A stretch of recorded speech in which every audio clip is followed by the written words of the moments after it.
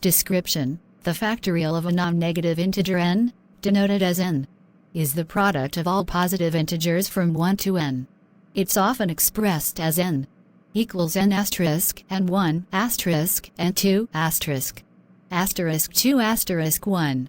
Example: factorial of 5 equals 5 times 4 times 3 times 2 times 1 equals 120. Solution in Python.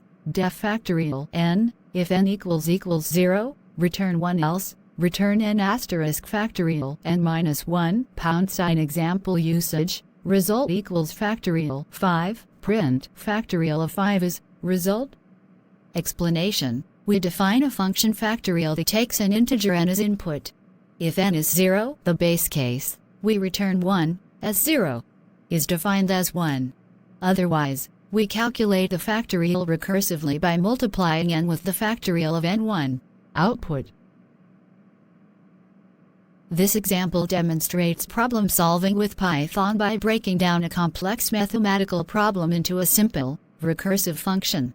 It's a classic illustration of Python's readability and power for solving various problems.